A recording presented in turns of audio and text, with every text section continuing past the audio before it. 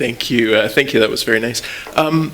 It's great to see everyone out here on such a beautiful morning. I know it was really cold out there. We probably are questioning the wisdom of getting out into it. But my topic today is to look at the effect that technology has on the historical imagination. That is, on the ways that we imagine the past. When I talk to my first-year students, I tell them that the past is gone. There's nothing we can do to change the past. We can't change the Industrial Revolution. We can't change the slave trade. We can't change what we had for breakfast. History is our understanding of that past, our imagination of that past in the present. And so basically what I want to talk about is the ways that different technology affects the ways that we imagine the past, and the ways, in some cases, as you'll see towards the end of the talk, that we imagine the future. And I think those things are related in interesting ways. I'm going to frame my sort of topic that I'm talking about today. I'm going to frame it in terms of two different ways of doing history. One of those is called big history, which Cheryl mentioned.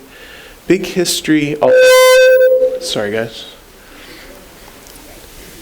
Big history I'm going to talk about sooner, and then the other way that I'm going to think about the topic is in terms of what's called digital history. And I'm going to get to digital history a little later in the talk. So let me start with big history.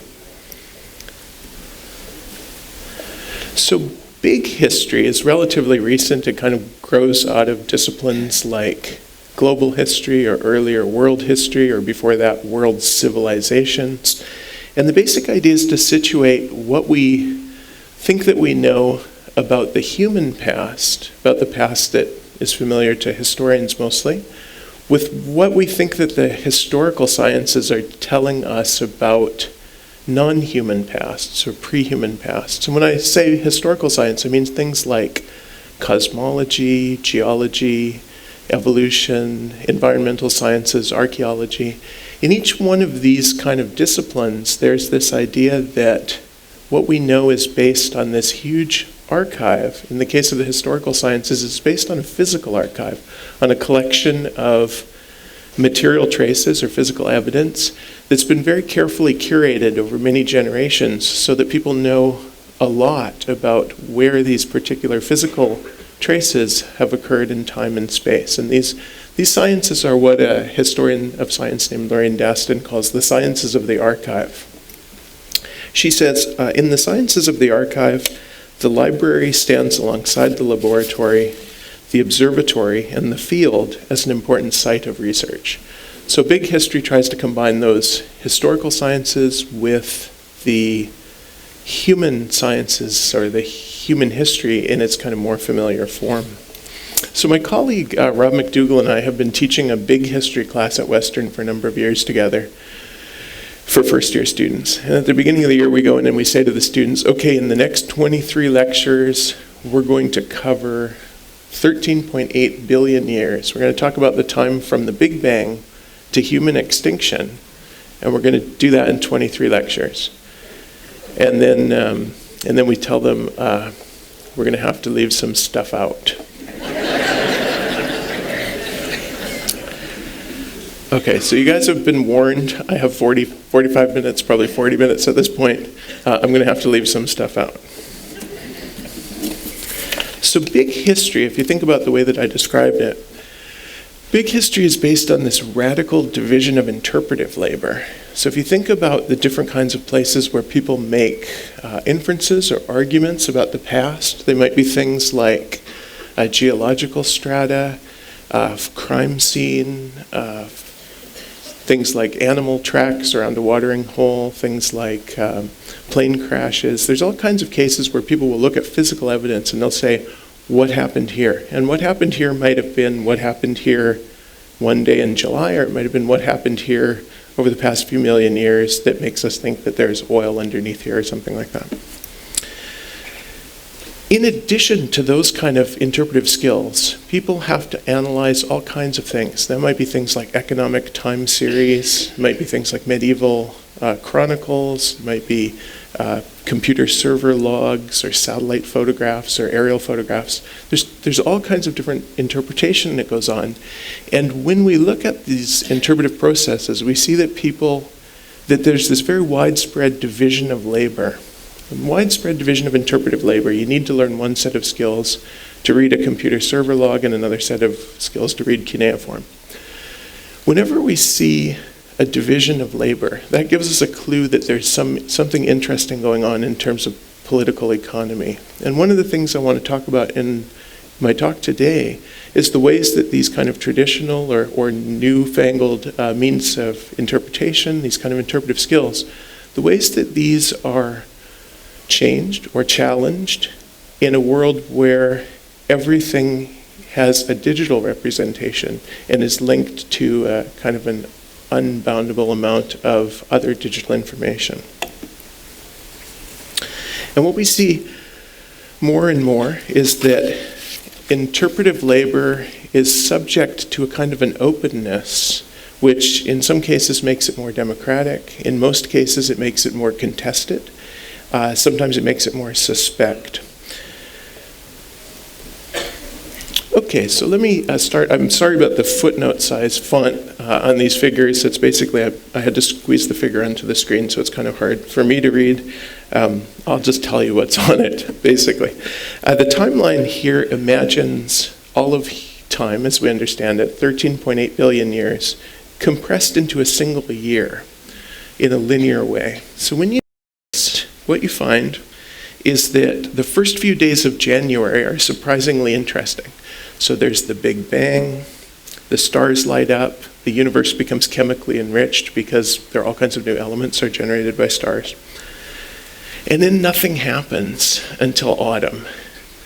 In September, the planets form and life emerges.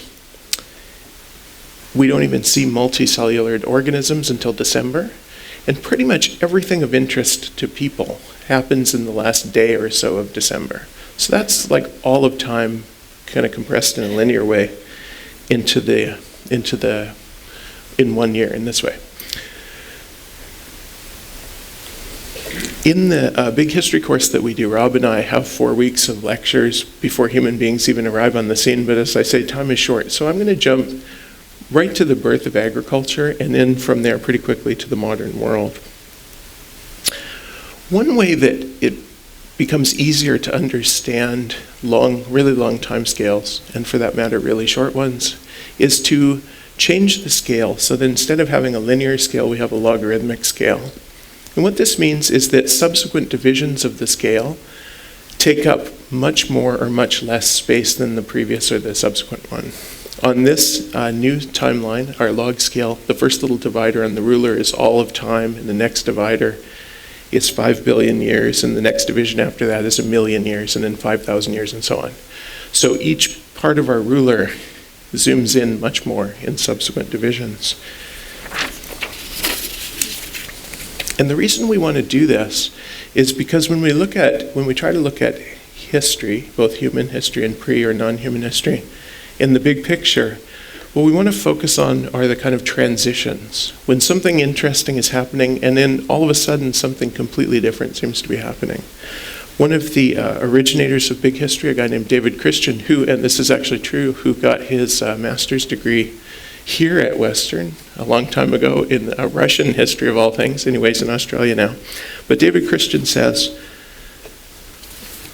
I'll try to get a little less echo here. He says, moments of transition are as mysterious as beginnings, and they occur throughout the story. One of the most familiar examples in daily life is the transition that takes place when water turns into steam.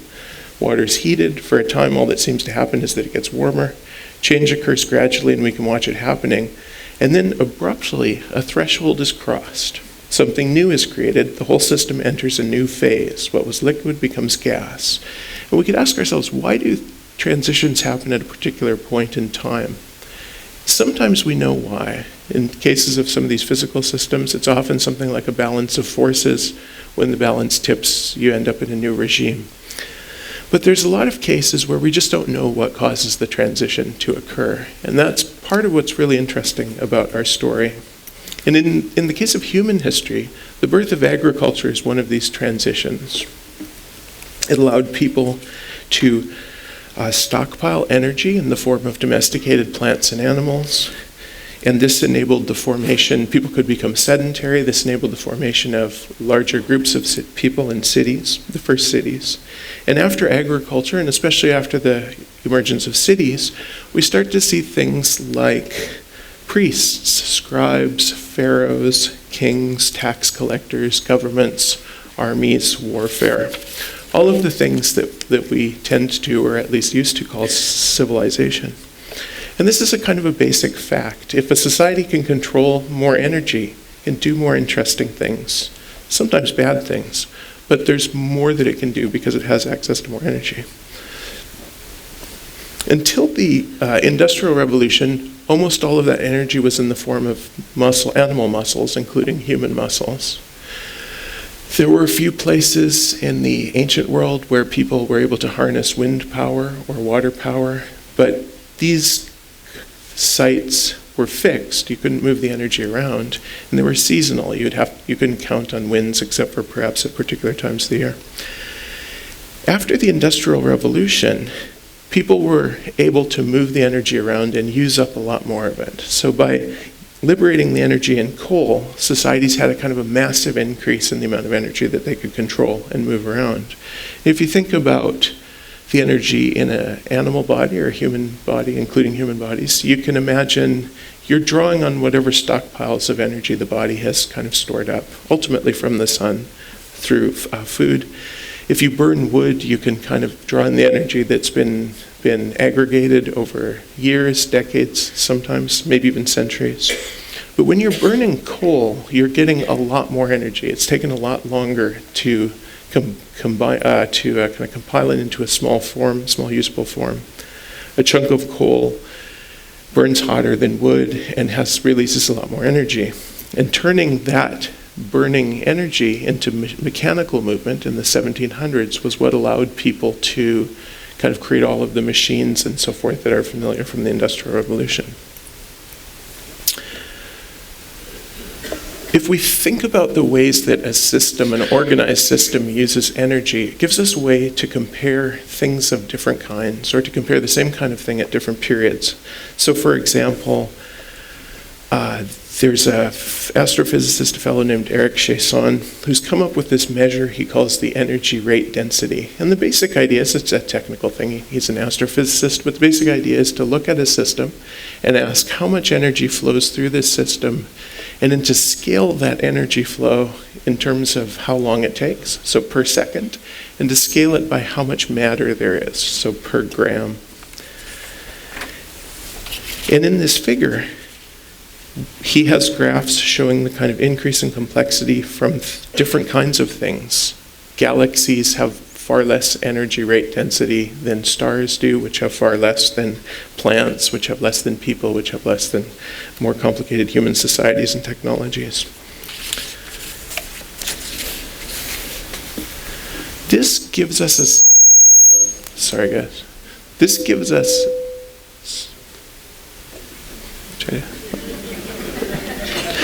I don't like it any more than you guys do. How about that? Is everybody can still hear? Okay. This gives us a different way of looking at the kind of big picture. And the reason is because having a measure that allows us to compare, say, a galaxy with something like a plant allows us to see that there are some patterns that persist across different levels of complexity. Not all of them, of course, but some of them. David Christian says, there are phenomena that cross all scales. At every level, we'll be interested in ordered entities, from molecules to microbes to human societies to large chains of galaxies. We want to explain how such things can exist, how they're born, how they evolve, and how eventually they perish. Each scale has its own rules, but the surprise is that some underlying principles of change may be universal. At a fundamental level, big history is about regimes, and the idea of a regime here is a pattern that recurs at different scales in space or time.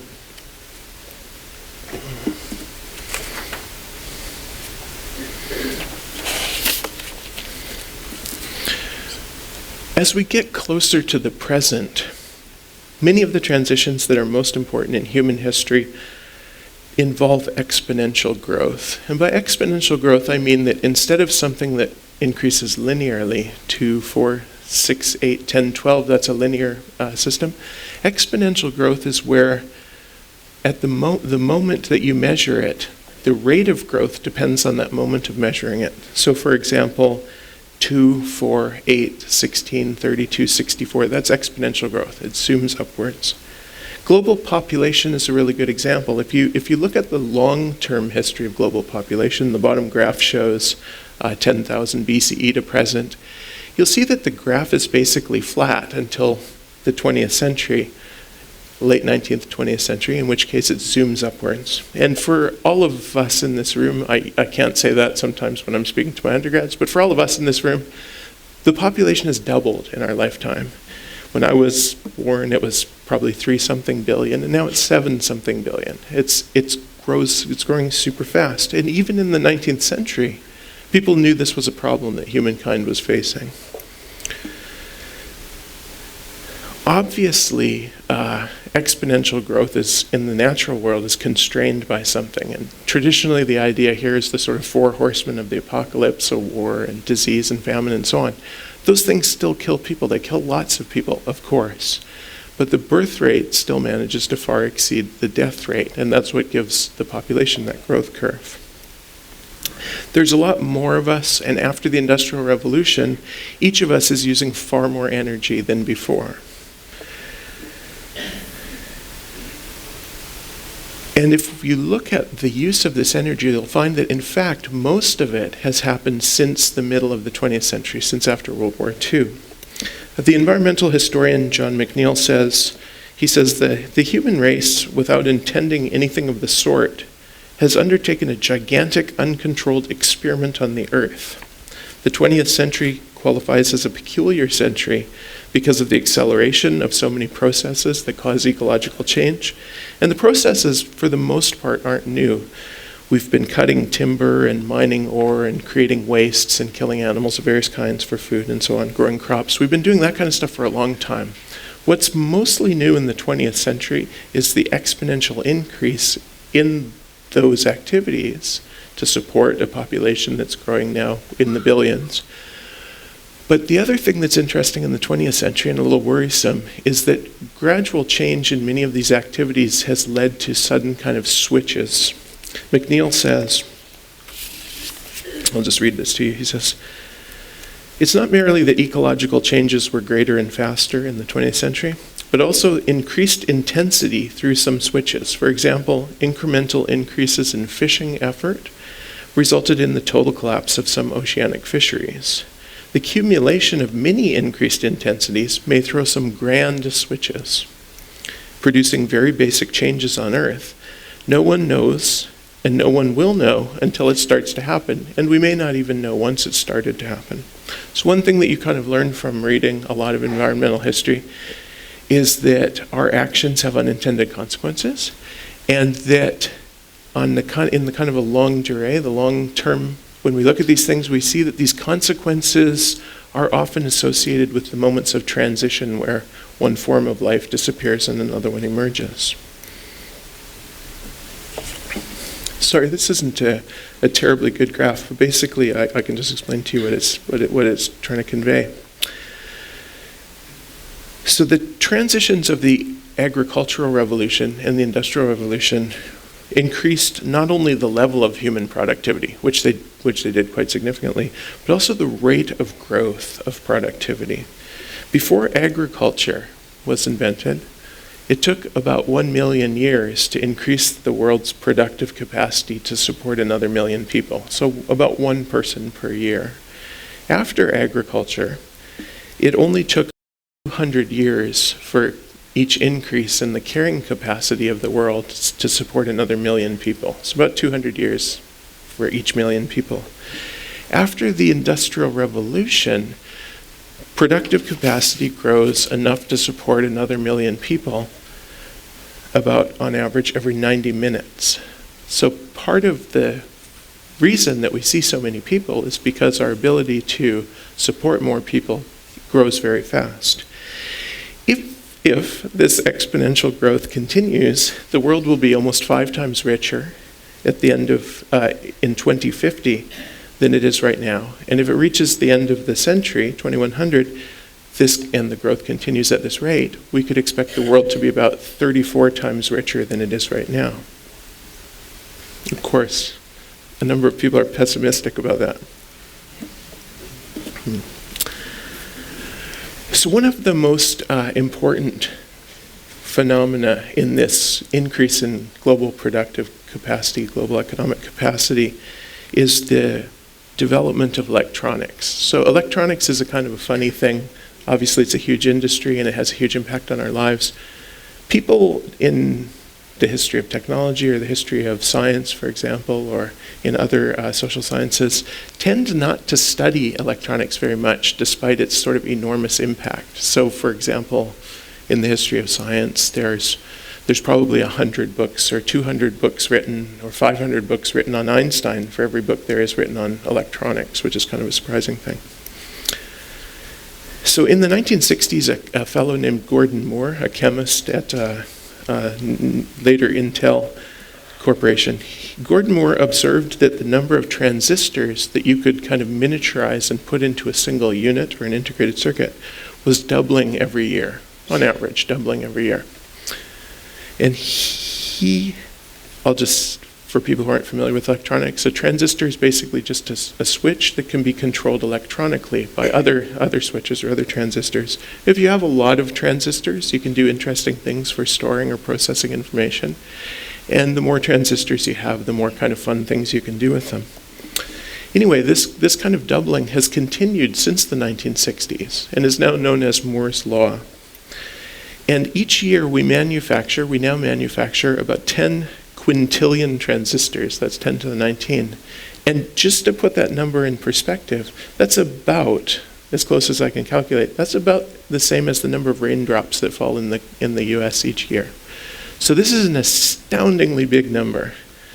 And people don't know about them, they don't notice them, because not only have the number that we've been created doubling every year, but the cost is being cut in half, the size is being cut in half, they keep getting smaller and smaller and smaller. And every few decades, someone will say, look, we're going to hit the limits of physics pretty soon, or this device, these are going to stop working in 1990 or in 2000 or in 2010 or whatever. So far that has not happened. Historians of technology, most contemporary historians of technology, really hate the idea of technological determinism. So technological determinism is the argument or the idea that technology somehow determines what society or culture or economics is going to look like. So this is not a popular idea in the history of technology. But in the case of Moore's Law, we have an example of something which has been happening regularly for a half a century, and it seems almost impervious to economic or social or cultural context. So if for no other reason, Moore's Law is really interesting because it kind of goes against the grain of what historians of technology say about almost all other technologies. And if you ask yourself, how many of the world's companies, the world's largest companies or corporations before World War II, how many of those depended on electronics? We say, well, probably not very few, if any, maybe none of them. But if you think about now, how many corporations depend on electronics? Every single corporation crucially depends on electronics right now. If you were to somehow magically or cable TV, in cable TV fashion, you were somehow to magically remove electronics from any of the Fortune 1000 companies, they would just collapse. We crucially depend on electronics to feed ourselves and for our economy and for everything else that we can think of. It's not just that the transistors are doubling in number and halving in cost and getting smaller and all of that stuff, but everything that depends on transistors, so many of the things that depend on transistors, we see the same kind of curves. There's a nice book about the information revolution called Blown to Bits, and in it, Hal Abelson and his colleagues say, when something grows exponentially, for a long time it may not seem to be changing at all. And if we don't watch it steadily, it'll seem as though something discontinuous and radical occurred when we weren't looking. Exponential growth is actually smooth and steady. It just takes very little time to pass from unnoticeable to highly visible change. Another way of looking at the apparent abruptness of exponential growth, its explosive force, is to think about how little lead time we have to respond to it. The increase in computing power, the increase in the number of computers produced each year, the increase in other electronic gadgets, things like iPhones and tablets and laptops and stuff like that, now watches, Google Glass, that kind of thing.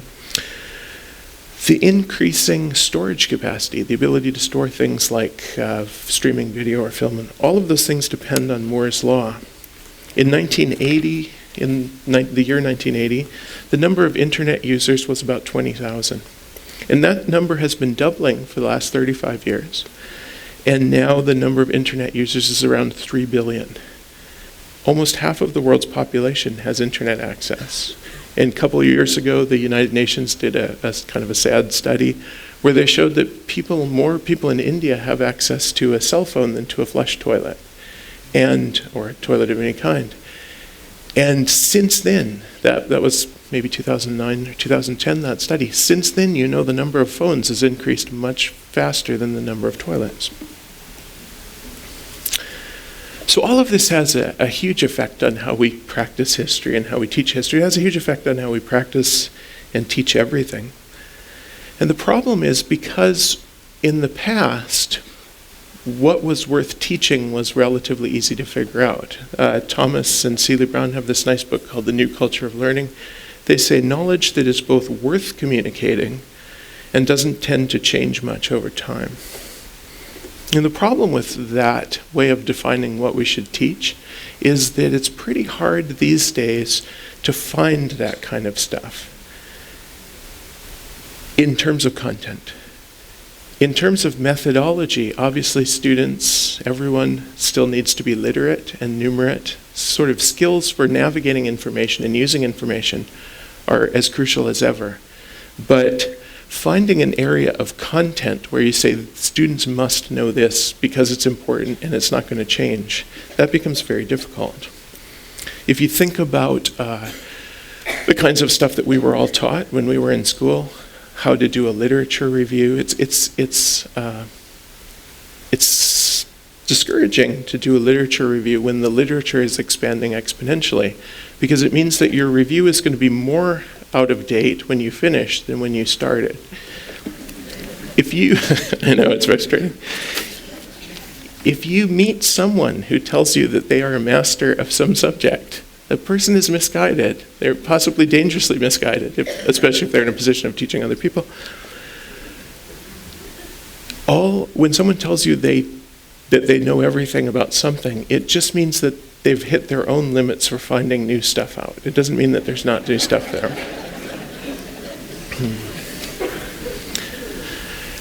This is a kind of a worrisome thing, especially for people in academia, because it used to be that our authority was based on our mastery of a subject. And the way that we mastered a subject was we would go somewhere, we'd have access to some shelf of books.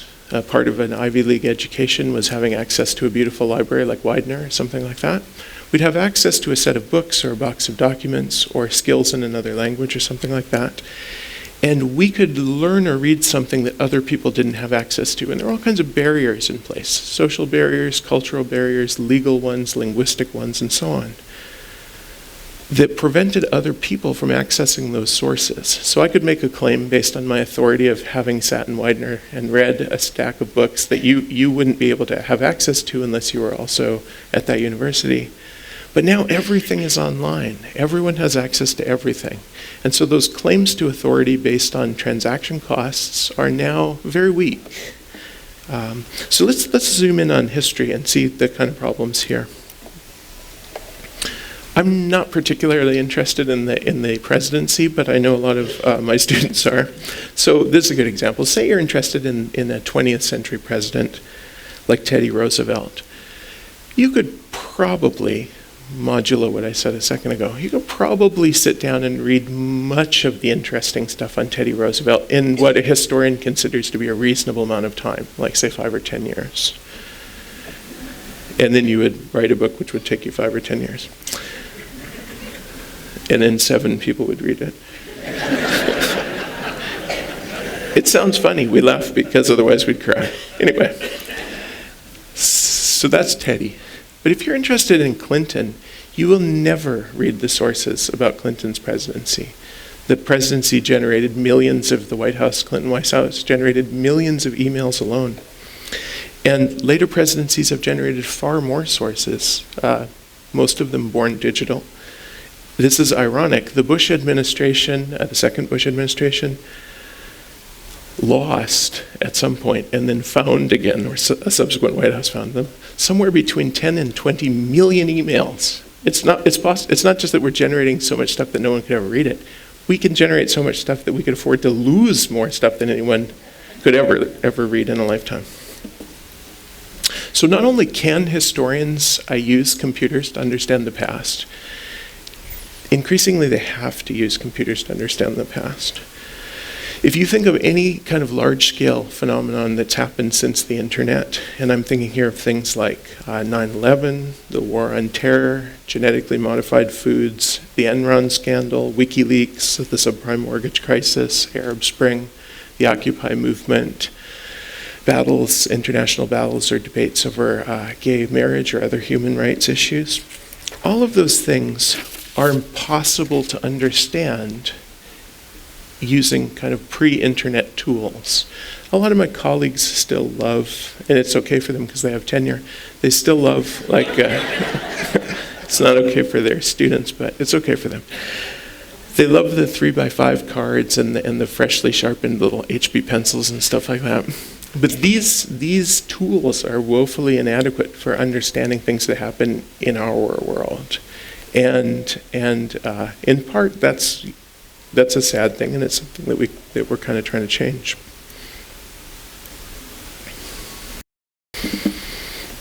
So, of course, this whole idea of information overload isn't new. In fact, you can go back to the invention of the printing press and find tons of people complaining about how there are now more books than any scholar could read in a lifetime, and that's certainly true then. But the situation now is qualitatively different, so I want to spend a minute describing some of that to you. If you look at the largest traditional library, the US Library of Congress, there's about 22 million books, maybe a few more. And if you assume that a traditional book, the text in a traditional book takes about 1 megabyte to store, that means that you'd need about 22 terabytes to store the Library of Congress if it were all digital. If you shop at Costco, I'm sure many of you do, if you shop at Costco, that's about $1,000 worth of storage, maybe a little less. So if we could download the Library of Congress, we can't, but if we could store it on about 6 hard drives for about $1,000. And that's Moore's Law at work.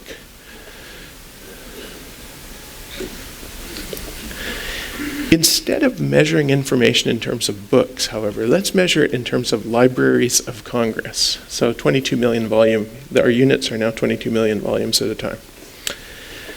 We can't download the Library of Congress today, but thanks to the work of Google, the Internet Archive, the Hathi Trust, and a number of other consortia, you're now able to download on the order of 3 or 4 million books, full text, to your computer. And that's, to just give you an idea, that's about the size of a reasonable research university library. So the library at Western it's probably larger than 3 or 4 million books, but it's not a lot larger. It might be twice as big as that or something. Since Google began the Google Books project a decade ago, they've digitized more than 20 million books in conjunction with their various academic library partners. So that's about 1 LOC. And a few years ago, the scientists at Google estimated that there are probably about 130 million books in the world, which is to say there's probably about 5 or 6 LOCs worth of books out there. And given that the speed with which people are able to digitize books keeps increasing, it's not crazy to think that they might finish the job in our lifetimes. A couple of years ago, a bunch of so-called digital humanists, people who are interested in these kind of questions, they had a conference at the University of Chicago, and they asked, what do you do with 1 million books? And I think they got the question wrong, because the question is not what do you do with 1 million books, it's what do you do with 1 million books a year? Because we're getting, say, 1 million new digital books each year to explore.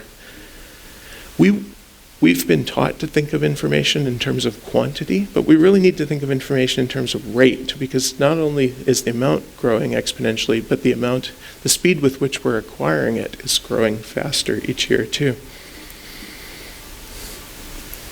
So if we say, well, how much new information is created each year in the world? The short answer is nobody knows. An even shorter answer is a lot. There was a group of library scientists tried to estimate the number for the year 2002, and they discovered that in that 1 year alone, the amount of new information that was created was about 37,000 times the Library of Congress. And then there was another study that tried to do the same thing in 2009 using a similar methodology, and the amount of new information in that year, that 1 year, was 165 million times larger than the Library of Congress. And I've put those little dinosaur figures next to them, to those numbers, to remind you that in internet years, 2002 and 2009 were as far away from us as the dinosaurs are in real time. So the estimate for internet traffic this year, 2015, is on the order of close to 1 zettabyte. So that's a 1 with 21 zeros after it. If you printed out the information in traditional books, say each book is about 1 inch thick, then you start stacking up the books. The stack would be 16 quadrillion miles high, which is about 40% of the way to the Crab Nebula. That's just for the astronomers in our audience. So the short answer is, that's a lot of information in 1 year. The more kind of interesting thing, that's interesting, huge numbers are always fun, every little kid knows that. The more interesting thing is that what it means, since the amount of information that we're creating is growing exponentially, is it means that of all the information in the world, most of it is brand new. Something like more than 90% of the information that's available right now has been created within the last year or two. So that part is kind of crazy, because it means there's this real recency effect where just about everything you look at is brand new. And it's not just text. Text is really just the tip of the born digital iceberg, or the digitized iceberg. It's other kinds of information too. And in part, this is due to Moore's law. The first commercial digital camera, for example, was introduced in 1990, but digital cameras didn't outsell film cameras until around 2000, so a whole decade. Now, of course, the vast, vast majority of photography is done with cameras, mostly cell phone cameras. And every few days, 1 billion images are uploaded to Facebook alone. So never mind all the rest of the web. This is just Facebook, 1 billion images every few days. It's not at all an exaggeration to say that Facebook has the same amount of photos or more photos than there are grains of sand in a pretty long beach. This is an astonishing amount of stuff just in one corporation. If you think about photography, each picture is a picture maybe of a person or a place or a building or something like that. They're pictures of what they're pictures about what they're a picture of. If you take a picture of a person, it's about that person. But each picture is also a historical source. Everything in the photograph wasn't created at that instant. It's some time traveler from the past. And you can look at photographs and you can learn a lot about buildings and architecture and clothing and social relationships and culture, all that stuff. Every one of those is a historical source. And given the rate with which we create visual evidence, the historians of the future are going to need to master this kind of stuff. Video is even more extreme than still photography. First commercial streaming video products were created, digital video products were created in the mid-90s. YouTube was founded in the mid-2000s, around 2005, because the technology, because of Moore's law, the technology had gotten to the point where it was possible to start realistically streaming video across the internet. Currently, video streaming accounts for about 80% of US internet traffic. And about 100 hours of video are uploaded to YouTube every minute. And the estimate is that by sometime this coming year, something like 1 million minutes of video will traverse the internet each and every second. So when we think about like what all the information is on the internet, vast amounts of it, of course, are videos. And as everyone knows, vast amounts of those are kittens doing cute things.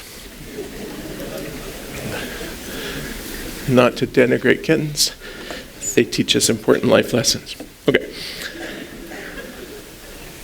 So digital sources are interestingly different from the kinds of non-digital sources that historians have traditionally drawn on, or for that matter, that other people have traditionally drawn on. And the differences between digital and non-digital have huge implications for the way that we think about and do research. We can make and alter digital images with very little cost. So sometimes when I talk to little kids about public history, about museums and that kind of thing, we talk about plaques, and then we say, well, what if we were to make the plaque out of, why is the plaque made out of metal? We talk about that a little bit. And we say, well, what if we were to make the plaque out of chocolate instead of metal? And we talk about that a little bit. Some kinds of information are hard to change, metal plaques. Other kinds of information, digital information, very easy to change, very easy to store. Very easy to store huge amounts of it in very small volumes, very easy to duplicate and give to someone else, hence all of the fuss over things like Napster and music sharing and piracy of digital sources. The other thing that's interesting about digital stuff, and this is just a property of networks in general, is that if you look at a network, say you have a super small network, you just have 2 people or 2 computers or something like that, there's really only one relationship between those 2 entities. But as you add more and more entities, the number of possible interactions in the network grows much faster than the number of entities in the network. So each new person or computer or whatever that you add to a network potentially can interact with each and every person or thing or whatever that's already there. So the growth of the kind of possibilities of networks, these are called fully connected networks or complete graphs. Every possible relationship is spelled out there.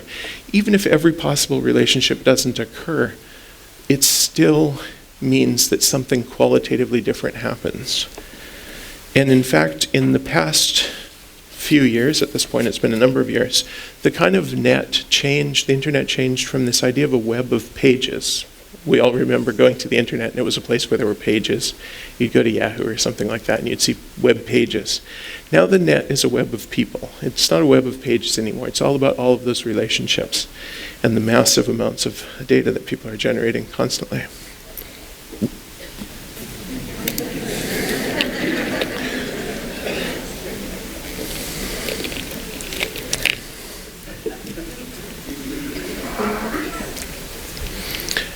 But think about this for a second. Everyone, half the world, now has instant access to almost all of the world's accumulated knowledge in real time. So if you're a 12-year-old kid with a phone, or a 19-year-old kid like these ones, you can find out instantly what the weather is like in the South China Sea, or what's happening to the stock market in Belgium, or what people are listening to in Mumbai. You can download millions, you can choose from among millions of books, videos, lectures, musical performances, TV shows, songs, whatever. And you can just dive right in. Everybody, especially everybody in the Western world, practically everybody in the Western world, has the potential to kind of access something that it's just mind-bogglingly huge. And this is the dream. Every one of us is living the dream of every scholar who died before us. We're maybe not doing good things with the dream, but we definitely have access to all of this information. One of the problems this poses for people in academia is that our traditional teaching methods, and by academia I mean sort of the entire educational system in this sense, our traditional teaching methods just aren't very realistic with what's possible or with the kind of problems that people face now. The hardest thing now is to figure out what to pay attention to. So there's a glut of everything else, but the thing that's still scarce is human attention and human care, the stuff that you should care about. If you think you know a subject, you're kind of, as I said, you're kind of deluding yourself. If you're trying to memorize things, you're wasting your time. Memorizing, learning skills, learning methods, learning how to manipulate and deal with information, that's, of course, very useful. Learning how to read and write, all of the traditional values are still good. But people don't have to solve problems by themselves anymore. We're all connected to potentially just about anyone else on Earth. And any problem that any of us faces, there's probably someone out there that could help us with it. People have to learn how to use, students have to learn how to use these kind of tools. And we're not really, there's other kinds of advantages that we're just not being realistic about either. We can look things up effortlessly. It doesn't make sense to be kind of drilling people with particular kinds of knowledge if it's something that they could be easily looking up. There are some things, as I'll show you some examples in a few minutes, there are some things that are really easy for computers to do, which are really hard for people to do. And it makes sense for us to use computers to do those things whenever we can. There are some things that computers can't do, at least not yet, and those are things like interpretation, judgment. Read the stuff, but think about what it means. Make a kind of an informed decision. Look at a lot of stuff at once and go with a gut feeling. Those kinds of applications of what we might call wisdom are things that people still, of course, really need to be involved with. But they'll have the best chance of making those kinds of decisions and having that kind of imagination if they can master the tools that will give them access to all the other stuff. Some of the most important intellectual products of our time are very different from previous ones. They're not really the creation of scholars or in many cases, corporations, but rather of everyone. And the best example of this is Wikipedia. A couple of years ago, a historian named Roy Rosenzweig, he passed away since, the late Roy Rosenzweig, asked whether or not history could be open source. And he said, and whether or not a historical work could be written without owners, with multiple anonymous authors. And the idea of the example, of course, that he had in mind was Wikipedia. Last September, Wikipedia had 4.6 million articles. They're all collaboratively written by anonymous volunteers and edited by and policed by anonymous volunteers. If you were to print it out in kind of Britannica-sized volumes, it would be about 2,000 volumes. Wikipedia is updated ceaselessly. It serves hundreds of millions of requests each day. People go to Wikipedia looking stuff up. And if you think about what Wikipedia is carefully, it has many features that are extraordinarily interesting. It shows you the kind of potential for everyone to get involved in creating something collaboratively. It shows you how it's possible to have things like peer review or peer production in a form where the judgments are made after the fact. So rather than a publication system where in order to get access to the system, you have to prove that your thing is good enough by running it past a panel of your peers, because it's free to publish, basically you can publish things, and the things that get attention are, what is getting attention is basically a way of filtering what's out there.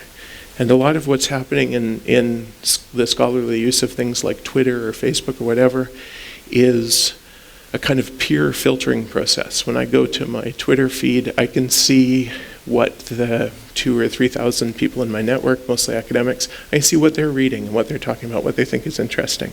It doesn't matter if someone put it up overnight and it didn't go past any peers before that. It goes past them after that point, and then people find out about it through their social networks.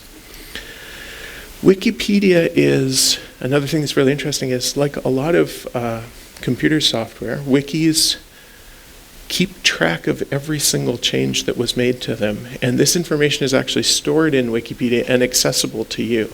So one of the things you can do with Wikipedia, which is quite interesting, is you can read it in a philological mode. And what I mean by that is, people, it's just an aside, so forgive me if you know this stuff. Philology is now mostly forgotten, but it was once the kind of core of the humanities. And the philology was this kind of all-encompassing process of close reading, of knowledge of ancient languages, of criticism and comparative work, of textual scholarship. It drew on everything: history, culture, archaeology, and so on. Around the 1800, philology began to fragment into our contemporary disciplines. So instead of being a philologist, people would become a historian or an archaeologist, that kind of thing. But the neat thing about Wikipedia is that all of the philological information is in there. Every single character that's ever been changed, there's a record of it, and you can see that record of it. And what this picture on the screen shows you is it shows you a project that was done at IBM a number of years ago called History Flow. And what this software lets you do is it lets you visualize all of the edits that people have made to a particular article in Wikipedia. And the neat thing is you can see these in a kind of a temporary or an evolutionary form that's more common from the life sciences. It shows you how much change each part of the text has undergone over time. You can see when people were working together to come to a particular interpretation. You can see when people get into so-called edit wars, where each kind of competing factions keeps reverting one another's change, and the thing doesn't grow, it just keeps kind of cycling. But you can visualize all of this in real time. You can visualize the production of knowledge and the production of historical knowledge in real time. There's a information scientist at the University of Indiana University, who says that what we really need now are what she calls macroscopes. And the idea of a macroscope is that this would be a piece of software, a tool that would allow you to see the big picture. It would be updated in real time. It would show you information streaming in real time. It would allow you to see the big picture and then to zoom in on whatever kind of details you wanted and zoom back out again if you wanted to. It would let us make sense of things that were too large or too small, that happened too quickly or too slowly, or that were otherwise just too complex for us to understand. And we don't have general purpose macroscopes yet, but we increasingly have software that allows us to make sense of huge amounts of stuff. I'm going to show you some examples of that. Here's a fun example. There's a fellow named Ben Schmidt. At the time, he was a Princeton graduate student, and he noticed that a lot of the articles that he was reading in the popular press were kind of picking on the TV show Downton Abbey for various kinds of anachronisms. So instead of putting on a smoking jacket with elbow patches and pouring a brandy and sitting down listening to each episode with a discerning ear, Schmidt says, "I found some copies of the Downton Abbey scripts online. I fed every single two-word phrase through the Google Ngram database to see how characteristic of the English language circa 1917 Downton Abbey really is." So what Schmidt did was he plotted every single two-word phrase in the whole show on a graph that shows whether or not this is the kind of thing people said in 1917. And we know the kind of thing, or wrote in 1917, we know the kind of things that people wrote in 1917 because every two-word phrase in Google Books has been pulled out and dated and can be compared against languages from now, from the past, and so on. So things like black market, be defeatist, wartime marriage, all of these things, anachronisms that no one had noticed, but which, if you compare with what people were actually writing in 1917, become kind of glaringly obvious. This is a fun example, but it kind of points to a more serious point, and that is a lot of the social science techniques of the 19th and 20th century focused on sampling, the idea that you had a lot of stuff, so you would have to pull out some representative instances and then make claims about those. But when everything is digital, your computer can look at everything. You don't have to make samples. You still have to do statistics. You don't have to worry about samples because you can look at everything all at once. Making sense of everything all at once is something that journalists have begun to do more quickly than historians, again, for obvious reasons. This image was created by computational journalists at the Associated Press. It shows 12,000 what are called significant action reports from the Iraq War that occurred in just 1 month, December 2006. The question is, how do you make sense of 12,000 texts at a glance? Well, on here, the computer goes through all the texts and it clusters them together and then it colors the clusters. The blue clusters are criminal events. The documents in the criminal event repeatedly use terms like blindfolded, handcuffed, shot, corpse. If you watch the news, these are familiar things, but to see it like this gives you kind of a different sense of it. The greenish clusters are enemy action. Words are things like mortar, officer, injured, and female. Red clusters are explosive hazard. You see words like tanker and truck, and so on. So computer programs allow you to go through vast amounts of text really quickly and look for patterns, and then to zoom in on those patterns and to try to make sense of what's going on. And it's not an accident, but basically, if you look at the Pulitzer Prizes in journalism, more and more they're going to people who describe themselves as computational journalists or data journalists, basically people who take large amounts of text and find interesting patterns in it. Among historians, perhaps the most kind of familiar and easy to use visualization is a map. This is another one that was done by Ben Schmidt. He's now a professor at Northeastern. He took a huge database of 19th century American sailing voyages that have kind of day-by-day latitude and longitude, and plotted all of them into the same figure. And this is the map that results. And it's interesting as a map. So for example, the 19th century stuff that's happening, US 19th century stuff that's happening in the Pacific Ocean is almost all whaling related. So we have a much better sense of what's going on with whaling voyages. But it's particularly interesting because it gives us a way of thinking about how something like a state, in this case the American state in the 19th century, how it saw the world. And you'll notice that there are parts of this map that are basically blank. Mediterranean, the Arctic, Antarctica, and so on. So looking at all of the data kind of all at once gives us a sense of the big picture that we wouldn't necessarily have. This is another interesting visualization. This is done by a fellow who's still a graduate student at Indiana University, Scott Weingart. And it's a small part of a network visualization of the 17th century Dutch Republic of Letters. So social media are new, social interaction, of course, is not new. And by plotting the Republic of Letters on this scale, we can see things like Dutch scholars, people like Huygens or Fermat, interacting with one another, interacting with their patrons, people like Louis XIV. Intellectual historians can study things like the spread of information, confidentiality, the expression of religious belief, the practice of science, the performance of social status, and stuff like that. If we could see a lot of records at once, we also sometimes see patterns that we didn't expect to see. This is a visualization with some colleagues of the Old Bailey Archives, London's Central Criminal Court. There are about 200,000 criminal trials from 1674 to 1913.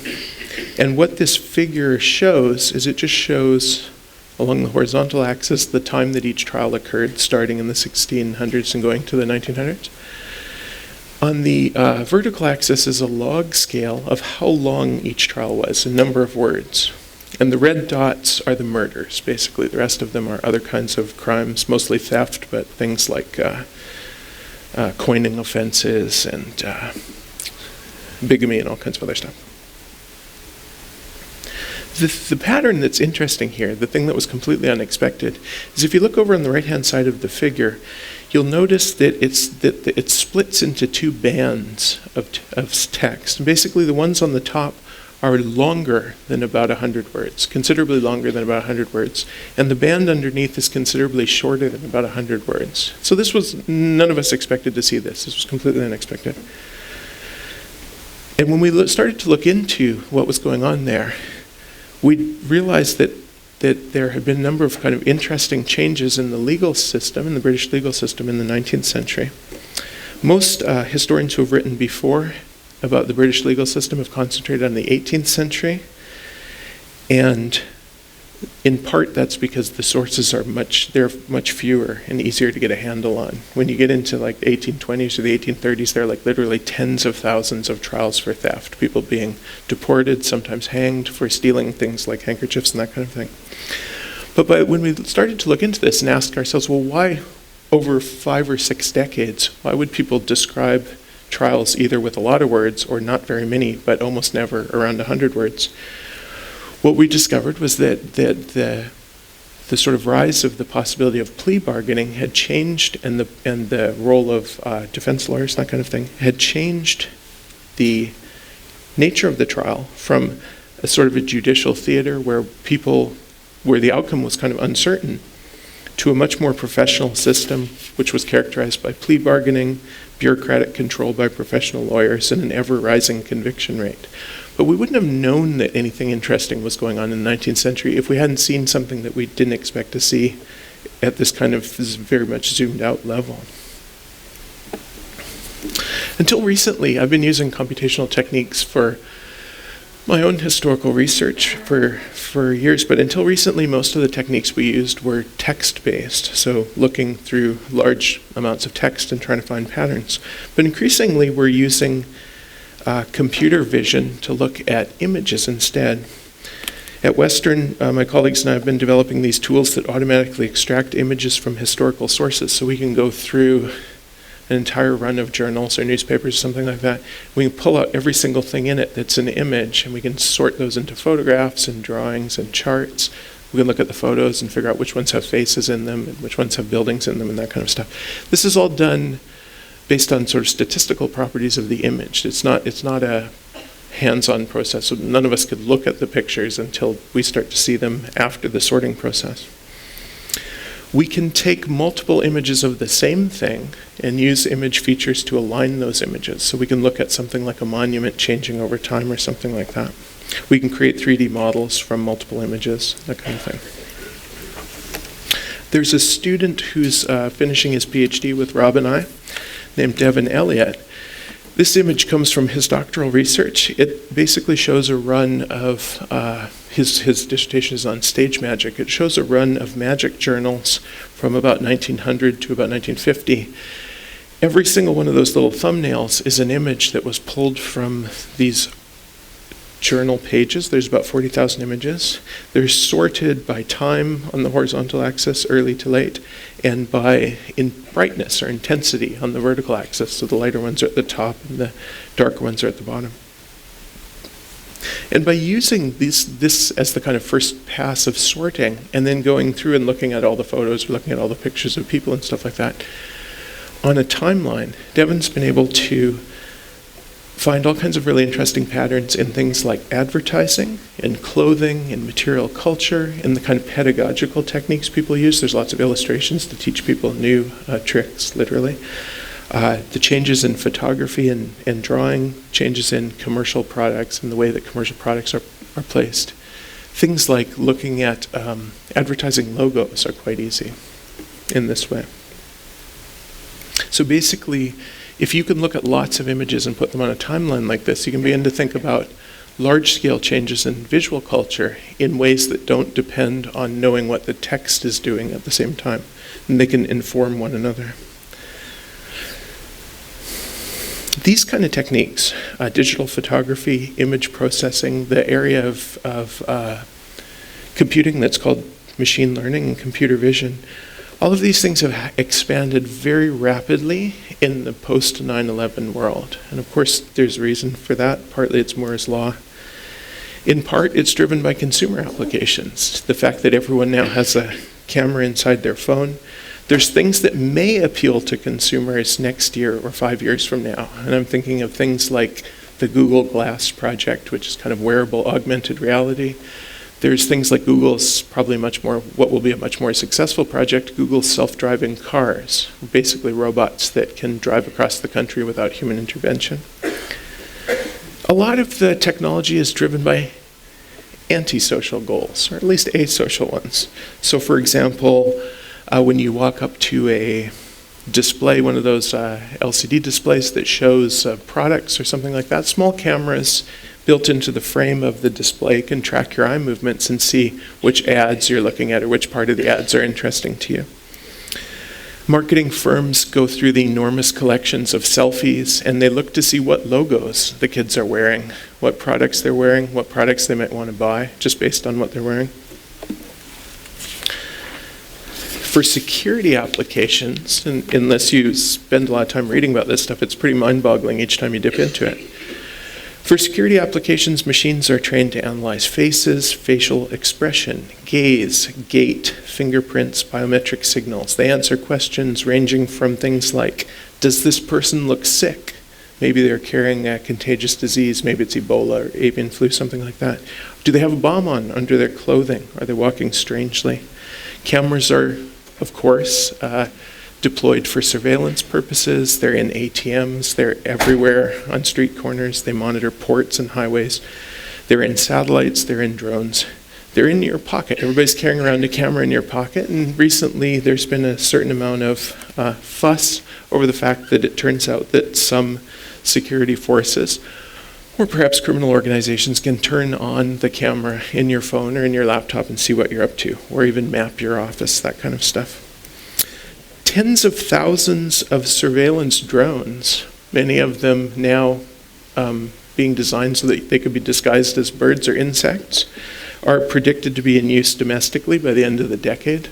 The claim for the US is that by 2020, there will supposedly be at least 30,000 drones in operation within the United States. And each one of these is, in a sense, able to see.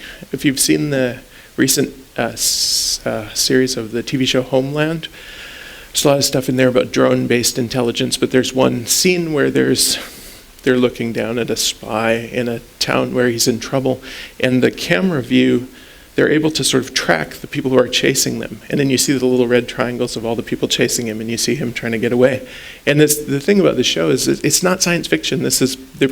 You're seeing things that are kind of well established and probably should be in more TV shows, or at least ones of that kind of thing. So we kind of can't navigate our world without depending on the intelligence of machines. And the advances, like everything else in this world, the advances in machine intelligence are growing super rapidly. Earlier I mentioned the exponential growth of GDP per capita. There's a philosopher, this is a really interesting book, there's a philosopher named Nick Bostrom who wrote a book recently called Superintelligence. And he says, the prospect of steady exponential growth in economic development pales in comparison to what would happen if the world were to experience another step change in the rate of growth that was comparable to the agricultural or industrial revolution. If another transition to a different growth mode were to occur, and if it were of a similar magnitude, it would mean that the world economy would double in size every 2 weeks.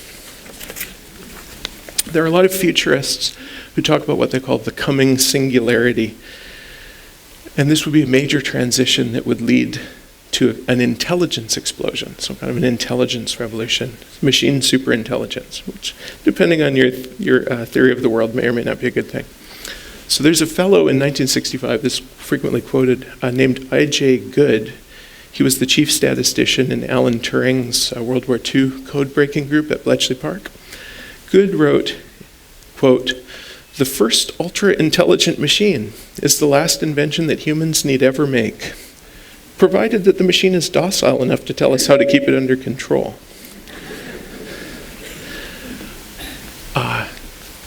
Which is very nice British way of putting it. Superintelligent machines, ultra-intelligent machines, might be the last thing we invent, full stop. There's a Mexican historian, quite an interesting fellow, wrote a book in 1991 reflecting on the Gulf War, a guy named Manuel de Landa. And his book is called War in the Age of Intelligent Machines. And this was 1991. He says, "We may without much difficulty imagine a future generation of killer robots dedicated to understanding their historical origins. We might imagine specialized robot historians who are committed to tracing the technological lineages that gave rise to their species. We could even imagine that such a robot historian would write a different kind of history than its human counterpart. The robot historian would hardly be bothered by the fact that it was a human who put the first motor together.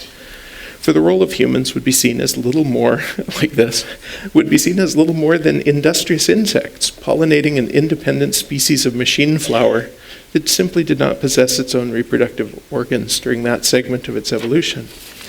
Similarly, when the robot historian turns its attention to the evolution of armies in order to trace the history of its own weaponry, it would see humans as no more than pieces of a larger military industrial machine, a war machine. Well, that's That's pretty pessimistic. However we imagine how future technologies are going to change our understanding of the past, I think that there are some futures and thus some pasts that we really want to avoid. And I think I will stop there. Thank you.